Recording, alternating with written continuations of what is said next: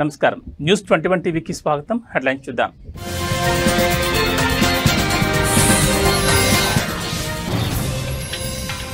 మరోసారి ప్రత్యేక దౌత్య శైలిని ప్రదర్శించిన ఇటలీ ప్రధాని సంప్రదాయంలో రెండు చేతులు జోడించి నమస్తే అంటూ అభివాదం.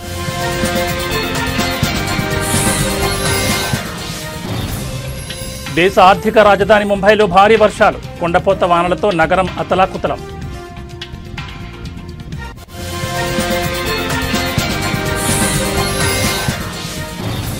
మహారాష్ట్రలోని సతారా జిల్లాలో దారుణం, అమానుషంగా ప్రవర్తించిన ఓ ఆటో డ్రైవర్.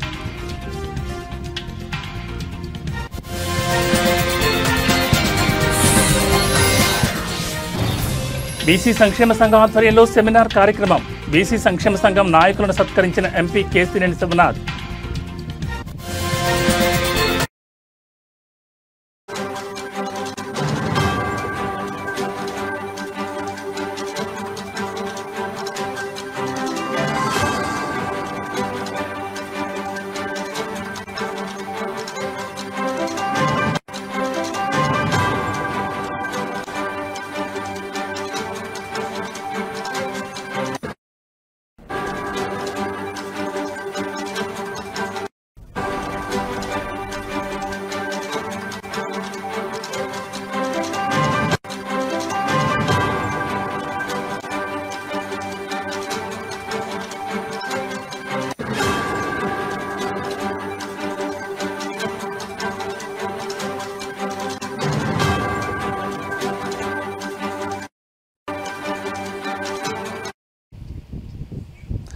బులెటిన్లో బ్రేకింగ్ న్యూస్ చూస్తున్నాం. ఇటలీ ప్రధాని జార్జియా మెలోనీ తన ప్రత్యేక దౌత్య శైలిని మరోసారి ప్రదర్శించారు.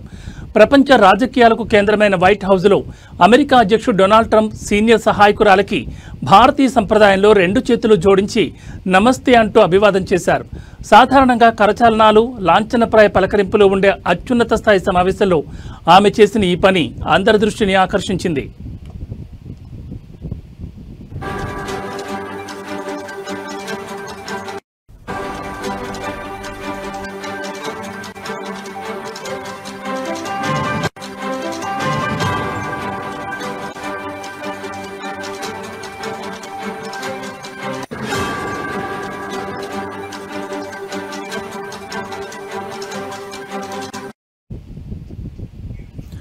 ఉక్రెయిన్కు దీర్ఘకాలిక భద్రత కల్పించే అంశంపై వైట్ హౌస్లో కీలక సమావేశం జరిగింది.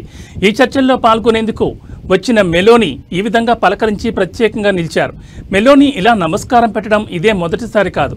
గత ఏడాది జూన్లో ఇటలీలో జరిగిన G7 సదస్సులో భారత ప్రధాని నరేంద్ర మోడీ, బ్రిటన్ ప్రధాని రిషి సునాక్, యూరోపియన్ కమిషన్ అధ్యక్షురాలు ఉర్సులా వాన్ డెర్ లేయన్ వంటి పలువురు ప్రపంచ నేతలకు ఆమె ఇదే రీతిలో నమస్కరించి వార్తల్లో నిలిచారు.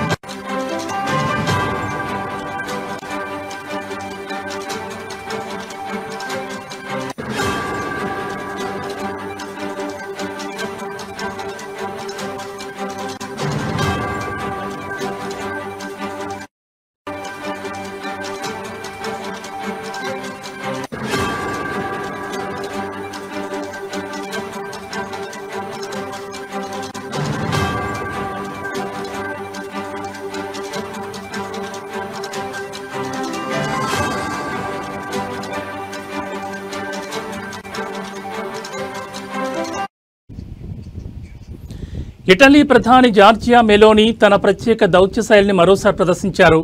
ప్రపంచ రాజకీయాలకు కేంద్రమైన వైట్ హౌస్లో అమెరికా అధ్యక్షుడు డొనాల్డ్ ట్రంప్ సీనియర్ సహాయకురాలకి భారతీయ సంప్రదాయంలో రెండు చేతులు జోడించి నమస్తే అంటూ అభివాదం చేశారు. సాధారణంగా కరచలనాలు, లాంఛనప్రాయ పలకరింపులు ఉండే అత్యున్నత స్థాయి సమావేశంలో ఆమె చేసిన ఈ పని అందరి దృష్టిని ఆకర్షిస్తోంది. ఉక్రెయిన్కు దీర్ఘకాలిక భద్రత కల్పించే అంశంపై వైట్ హౌస్లో కీలక సమావేశం జరిగింది. ఈ చర్చల్లో పాల్గొనేందుకు వచ్చిన మెలోనీ ఈ విధంగా పలకరించి ప్రత్యేకంగా నిలిచారు. మెలోనీ ఇలా నమస్కారం పెట్టడం ఇదే మొదటిసారి కాదు. గత ఏడాది జూన్లో ఇటలీలో జరిగిన G7 సదస్సులో భారత ప్రధాని నరేంద్ర మోడీ, బ్రిటన్ ప్రధాని రిషి సునాక్, యూరోపియన్ కమిషన్ అధ్యక్షురాలు ఉర్సులా వాన్ డెర్ లేయన్ వంటి పలువురు ప్రపంచ నేతలకు ఆమె ఇదే రీతిలో నమస్కరించి వార్తల్లో నిలిచారు.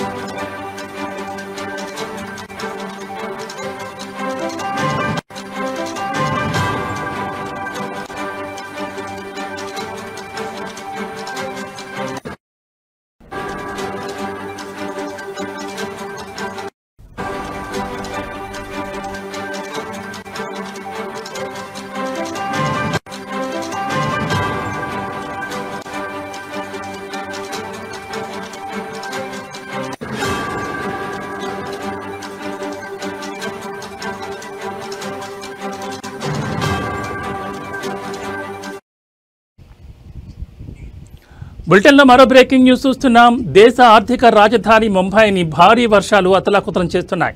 ఈ తెల్లవారుజాము నుంచి ఎడతెరిపి లేకుండా కురుస్తున్న కుండపోత వానతో నగరం అతలాకుతలమైంది. జనజీవనం పూర్తిగా స్తంభించిపోగా భారత వాతావరణ శాఖ ముంబై నగరానికి శివారు ప్రాంతాలకు రెడ్ అలర్ట్ జారీ చేసింది.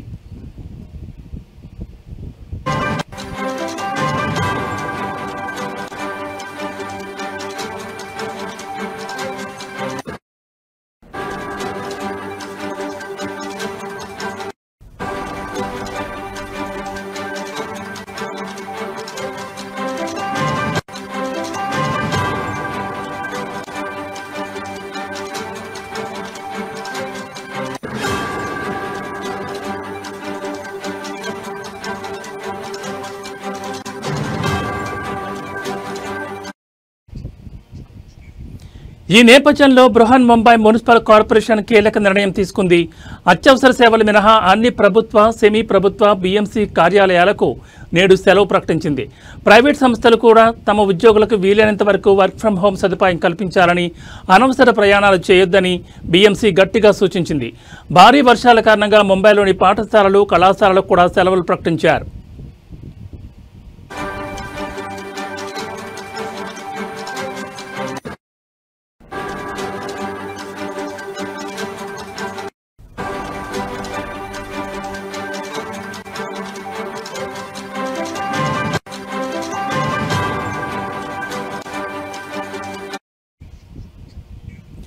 భారీ వర్షాల ప్రభావం రవాణా వ్యవస్థపై తీవ్రంగా పడింది.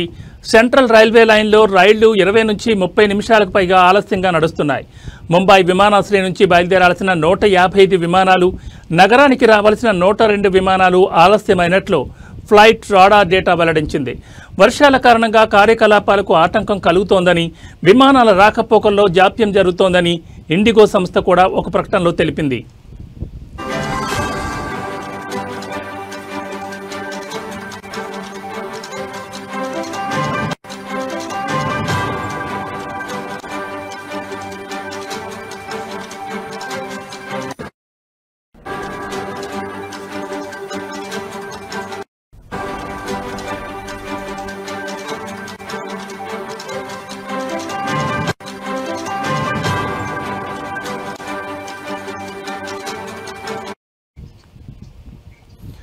నగరంలోని అనేక ప్రాంతాలు జలదిగ్బంధంలో చిక్కుకున్నాయి.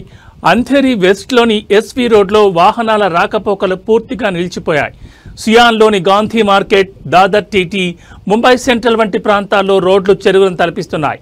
వసాయిలోని మిథాఘర్ ప్రాంతంలో వరద నీటిలో దాదాపు 200 నుంచి 400 మంది చిక్కుకున్నట్లు సమాచారం. ఇవాళ ఉదయం 8 గంటలతో ముగిసిన 24 గంటల వ్యవధిలో విక్రోలీలో అత్యధికంగా 255.5 మిల్లీమీటర్ల వర్షపాతం నమోదు కాగా, బైకుల్లాలో 241.0 మిల్లీమీటర్లు, శాంతాక్రూజ్లో 238.2 మిల్లీమీటర్ల వర్షం కురిసింది.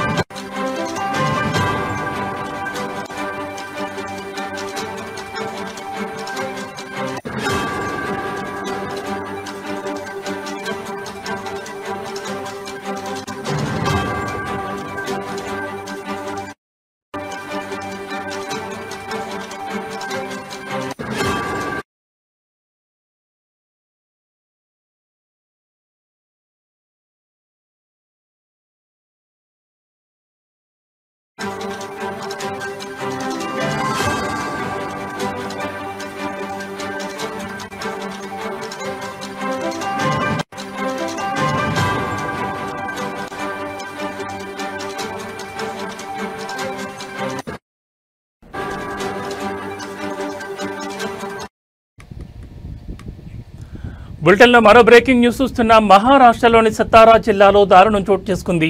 మద్యం మత్తులో ఓ ఆటో డ్రైవర్ అమానుషంగా ప్రవర్తించాడు. జరిమానా తప్పించుకోవడానికి ఆటోను ఆపకుండా తీసుకెళ్లాడు.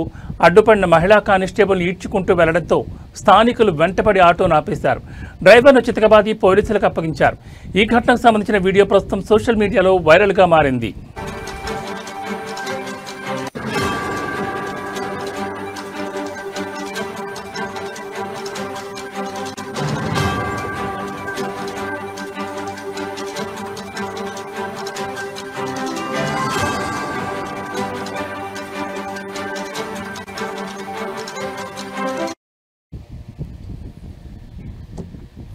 సతారా నగరంలోని ఓ కూడలి వద్ద ట్రాఫిక్ పోలీసులు వాహనాల తనిఖీలు చేపట్టారు.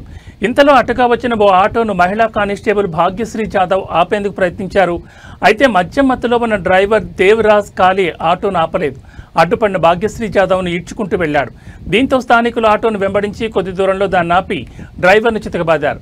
ఆటో డ్రైవర్ దేవరాజ్ కాళీను అదుపులోకి తీసుకున్నామని, భాగ్యశ్రీ జాదవ్ ఫిర్యాదు మేరకు కేసు నమోదు చేశామని పోలీసులు చెప్పారు.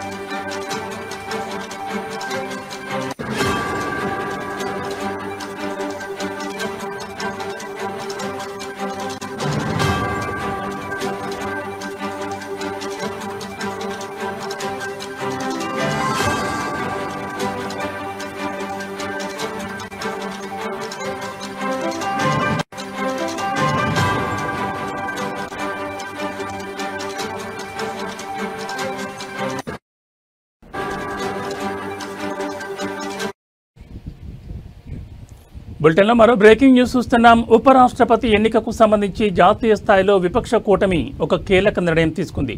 తమ అభ్యర్థిగా సుప్రీంకోర్టు విశ్రాంత న్యాయమూర్తి జస్టిస్ బి సుదర్శన్ రెడ్డి పేరును ఖరారు చేసింది. ఈ మేరకు కాంగ్రెస్ అధ్యక్షుడు మల్లికార్జున ఖర్గే ఒక ప్రకటన చేశారు.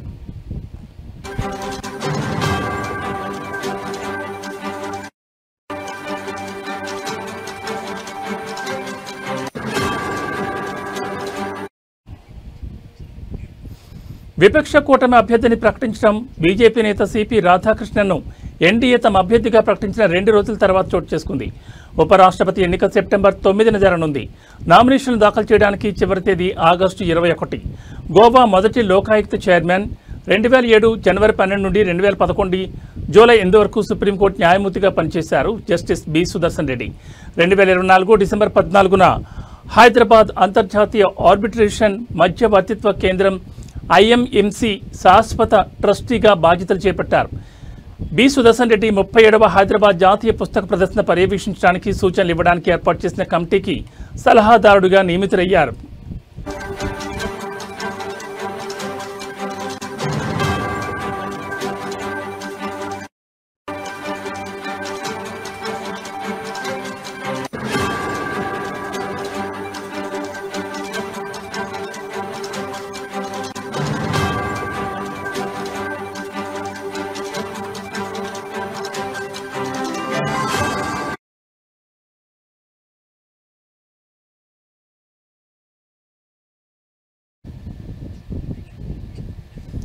ఢిల్లీలోని ఆంధ్రప్రదేశ్ భవన్లో బీసీ సంక్షేమ సంఘం ఆధ్వర్యంలో జరిగిన సెమినార్లో విజయవాడ ఎంపీ కేశినేని శివనాథ్ పాల్గొని మాట్లాడారు.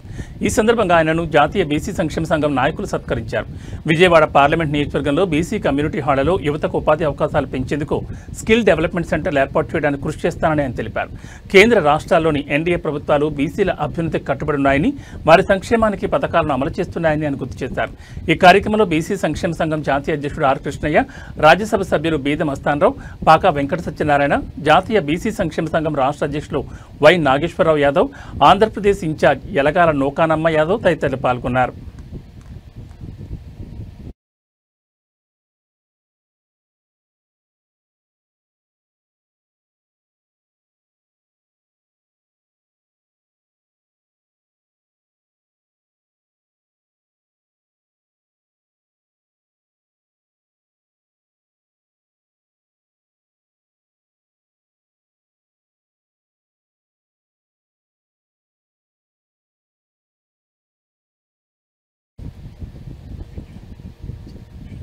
వేములవాడ శ్రీ రాజరాజేశ్వర స్వామి ఆలయంలో మాజీ సీఎం కేసీఆర్ సతీమణి శోభ మనవడు హిమాంశుతో కలిసి ప్రత్యేక పూజల్లో పాల్గొన్నారు.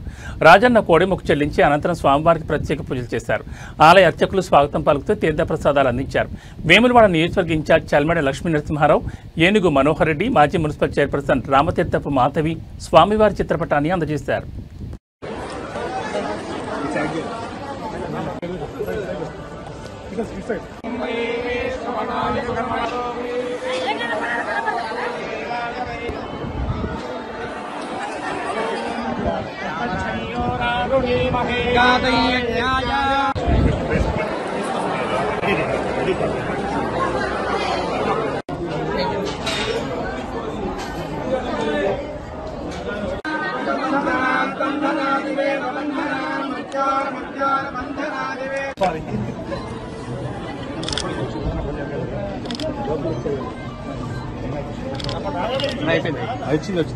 వచ్చింది ఇట్లా ఇట్లా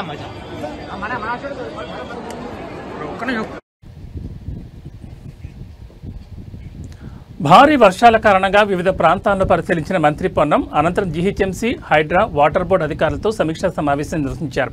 ట్రాఫిక్ సమస్యలు నివారించడానికి అన్ని చర్యలు తీసుకోవాలని ఆదేశాలు జారీ చేశారు. ఇటీవల హైదరాబాద్లో భారీ వర్షాల కారణంగా తలెత్తిన సమస్యల పరిష్కారం కోసం వివిధ ప్రాంతాలను మంత్రి పొన్నం ప్రభాకర్ మరియు మేయర్ గద్వార్ విజయలక్ష్మి తనిఖీ చేశారు. అనంతరం మంత్రి పొన్నం ప్రభాకర్ మరియు మేయర్ గద్వార్ విజయలక్ష్మి జీహెచ్ఎంసీ, హైడ్రా మరియు వాటర్ బోర్డు అధికారులతో ఒక సమీక్షా సమావేశం నిర్వహించారు. ఈ సమావేశంలో వారు వరదలు మరియు ట్రాఫిక్ సమస్యలు నివారించడానికి అవసరమైన అన్ని చర్యలను తీసుకోవాలని అధికారులను ఆదేశించారు. కేబీఆర్ పార్క్ గేట్ నెంబర్ 2 వద్ద ఆకస్మిక తనిఖీల గురించి ప్రత్యేకంగా నిర్ధారించే వార్తలు లేనప్పటికీ వారు నగరంలో వివిధ ప్రాంతాల్లో పర్యటించి సమస్యల పరిష్కారానికి కృషి చేస్తున్నారని తెలుస్తోంది.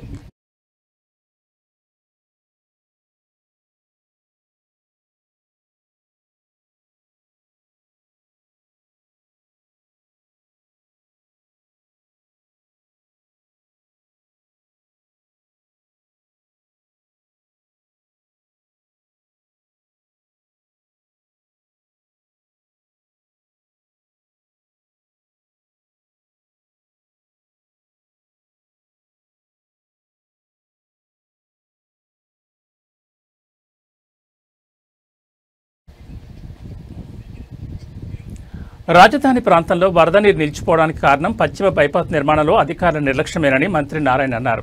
ఆయన మంగళగిరి మండలంలోని వరద ప్రభావిత ప్రాంతాలను ఏడీసీ చైర్పర్సన్ లక్ష్మీ పాదసారథితో కలిసి సందర్శించారు. మంగళగిరి మండలం కురగల్లు దగ్గర జాతీయ రహదారిపై నిర్మించిన వంతెన కింద పేరుకుపోయిన మట్టిని తొలగించకపోవడం వల్లే నీరు దిగుకు వెళ్లలేదని మంత్రి చెప్పారు. సుమారు 25 అడుగుల మట్టిని వెంటనే తీసివేయడం సాధ్యం కానందున వంతెన సమీపంలో కొంతమేర జాతీయ రహదారిని తొలగిస్తున్నట్లు తెలిపారు. ఈ చర్య వల్ల 24 గంటల్లో వరద నీరు దిగిపోతుందని, ఆ తర్వాత మట్టిని పూర్తిగా తొలగించి రోడ్డు మరమ్మతులు పూర్తి చేస్తామని ఆయన వివరించారు.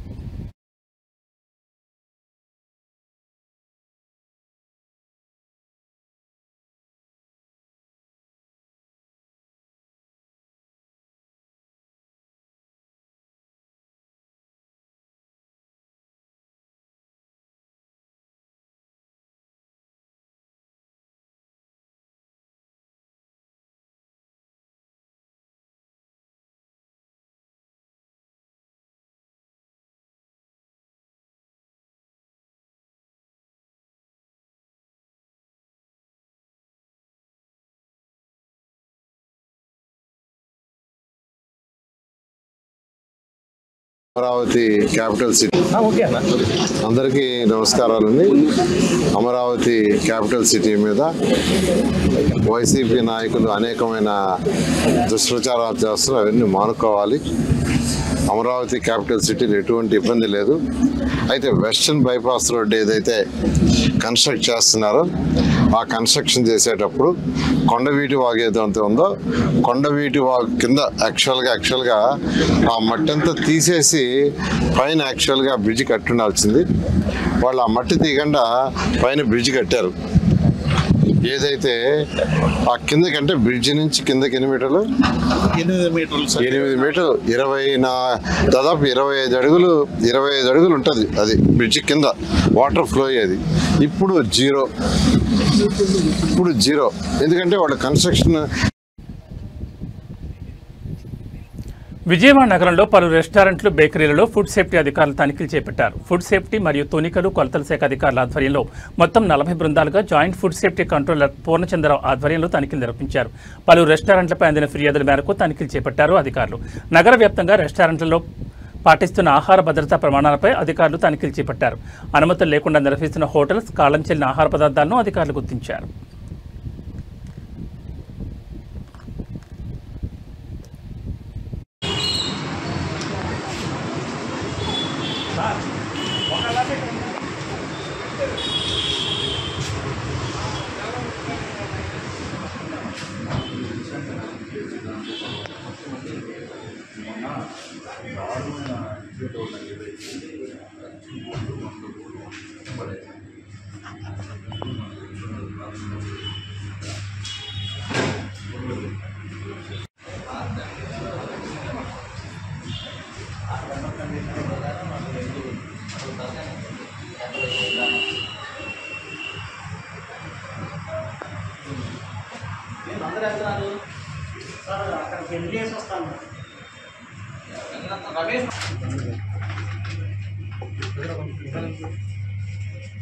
కొంచెం సైడ్ వచ్చాను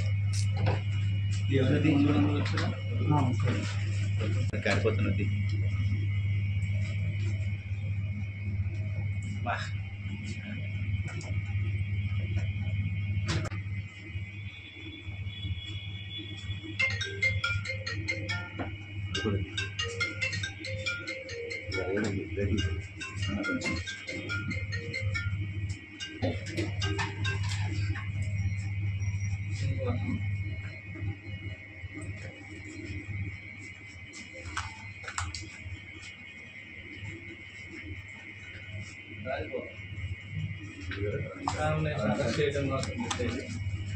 దాన్నే ఇచ్చేస్తున్నారు.